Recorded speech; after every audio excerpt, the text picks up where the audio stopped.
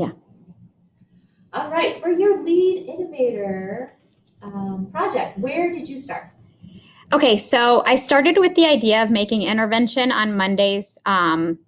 This is before we returned to in-person concurrent instruction better, because in math, we quickly discovered that office hours and intervention were extremely stressful.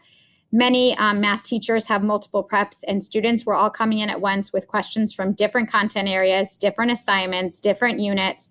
And we were just not able to get to students as quickly as we wanted to. A lot of kids were leaving BBCU because they weren't getting their questions answered. Students were getting frustrated, teachers were getting frustrated, and we were just not able to help them in a timely manner. Students were waiting an exponential amount of time to get their questions answered and get help. So middle school math decided to focus on using a department strategy and getting all teachers involved to work on the same intervention plan. Instead of focusing on one content area, we focused on equations because equation stretches from Math 7 through Geometry Honors. And our idea was having breakout rooms based on the type of equation the students were solving. So instead of students going to a teacher for Math 7, we would take those students and send them to a breakout room for one-step equations, and then two-step equations, et cetera. And depending on where they needed help, we would have students report to those breakout rooms and get support on that topic. And our idea was once we had covered equations enough, we would move to another topic.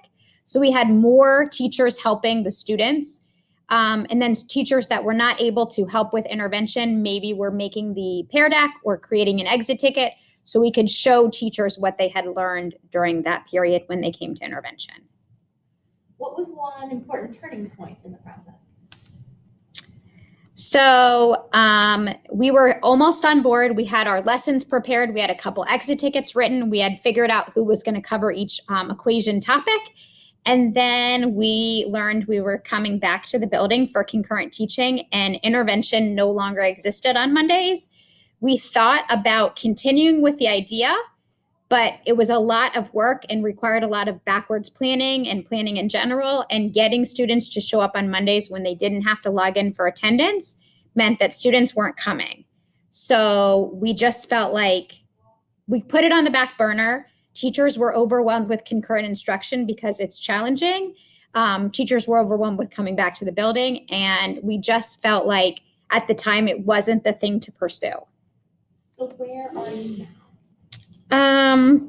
So like in other subjects, we realized in math that not only did we not cover non-essential standards, because that's what the county told us to not cover, due to 80% of school, because no school on Monday, so 20% of the year we did not have, some essential standards weren't covered. And shockingly, in virtual learning, we learned that some students possibly learned less or nothing at all. Some students were using math support, aka Mathway, and different math apps to be successful in their math learning. So some kids learned some things, some kids learned nothing, some things were not taught. So we decided that instead of dwelling on cheating or that there was a pandemic or that students maybe didn't learn a lot this year, math is sequential, it builds on itself. So we know there are a lot of holes and gaps as students move forward. So we've decided that pre-teaching is our best solution to, what is the word I'm looking for? To move forward instead of trying to like fill in the gaps and retroactively plan. We're trying to be proactive. So as a CT, we think we need to identify specific strategies and pre-teaching skills that students need to be successful in the content they are in as of next fall.